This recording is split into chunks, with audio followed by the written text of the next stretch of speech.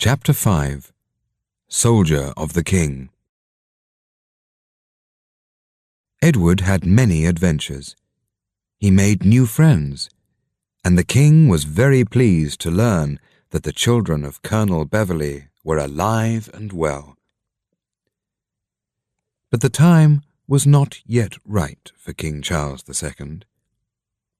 Cromwell's army was still very strong, and by autumn 1651 the king's soldiers were either dead or running away back to Scotland. The king himself escaped alone. No one knew where. Edward returned secretly to the New Forest, wearing the uniform of a dead Roundhead soldier. He arrived at the cottage late at night and frightened his family and Pablo very much. Then they heard his voice, and in a minute Edward was in the arms of his brother and sisters. Early the next morning, Edward rode across the forest to see Mr. Heatherstone, who was very pleased to see him. He listened to Edward's news, then said, "So, we must wait a while longer before we see a new king, and we must still pretend to be Cromwell's friends. We'll say that you went to fight for Cromwell. It was clever of you to come back in a Roundhead's uniform. That will help to keep both of us out of danger." For some days, Cromwell's men searched the forest for the king. Then came news that the king was now in France, and at last the soldiers left the forest. Edward returned to his job of secretary to Mr. Heatherstone. Patience was very pleased to see him again, but Edward felt uncomfortable. He now wanted to tell Patience that he loved her, and he wanted to tell her father the secret of his name. But he was still a young man, and he did not know how to do either of these things. One evening he found himself alone in the garden with Patience. For a while they talked of his adventures with the king. Then Edward said, "While I was away, I was always thinking of you, and now I have seen you again, I know that I must speak. I love you, Patience, and want to be with you always." Patience looked away. "You saved my life, and I can never forget that, Edward," she said quietly. "I know that you're my friend, and I thank you for your kind words. But I'm young, and I must talk to my father." Edward did not understand her answer. What did she mean? Did she love him, or didn't she? "Do you think that your father will say no, because I'm only a poor forester?" he began.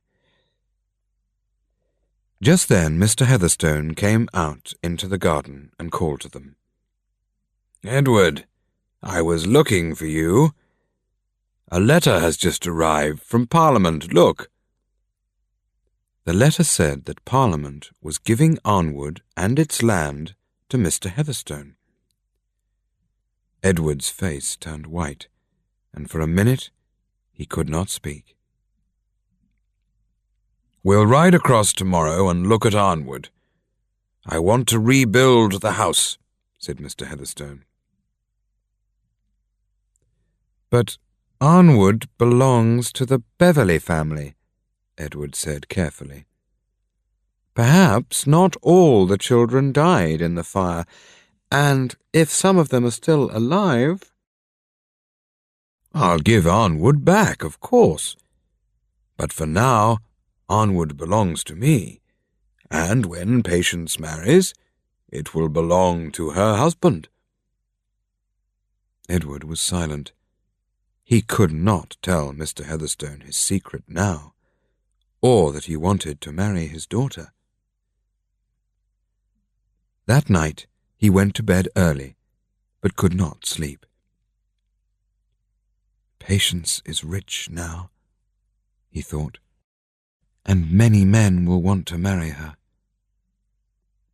And I don't think that she loves me. And if I say I am Edward Beverley, I'm sure that Parliament will take Arnwood back, and I'll still be a poor forester. I can't stay here any more. I shall leave England and go to the King in France. Very early the next morning, while everyone was still asleep, Edward left the house and rode across the forest to the cottage. There he made plans with Humphrey and his sisters. They were very sorry to see him so unhappy. "It's time for Alice and Edith to leave the forest too," Edward told Humphrey. "While I was in the north with the king, I met the Conyngham family, who knew our father very well. They will be happy to take the girls and look after them. Our sisters will have a better life there. And you, Humphrey, why don't you come with me?"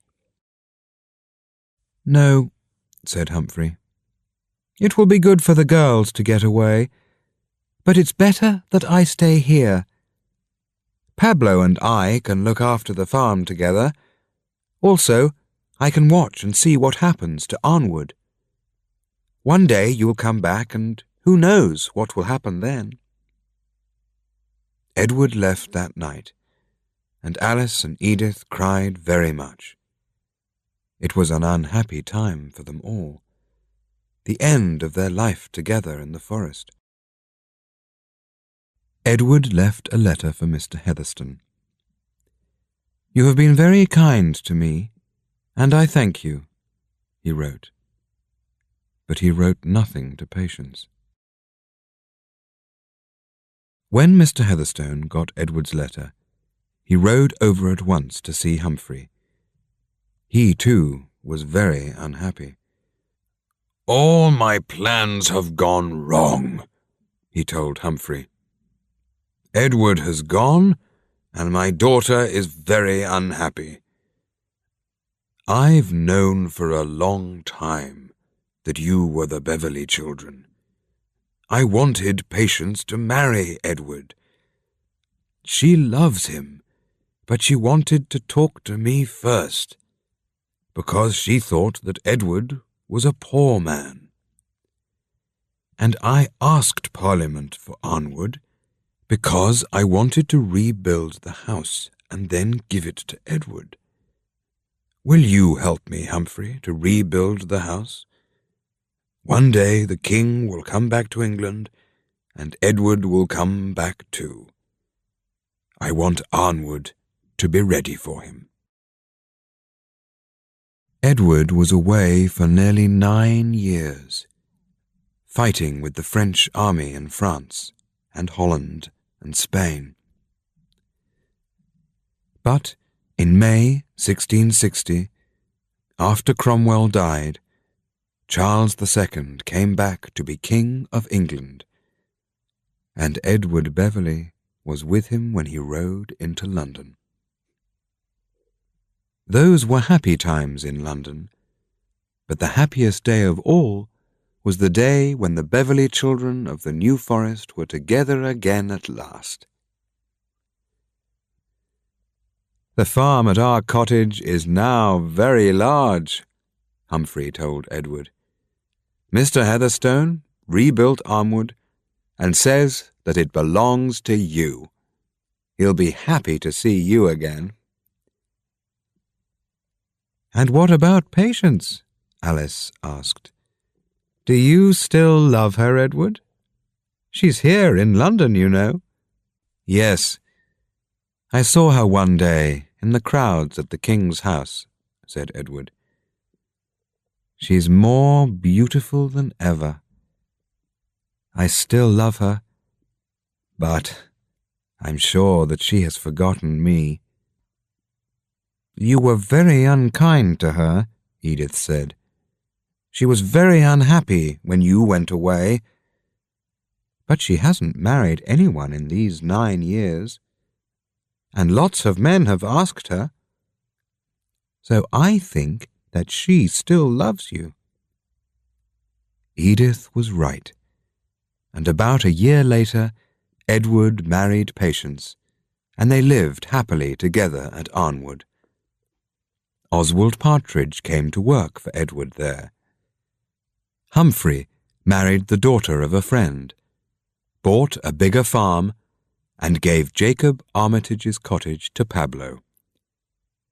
And Alice and Edith, now beautiful young women, married soldiers of the king.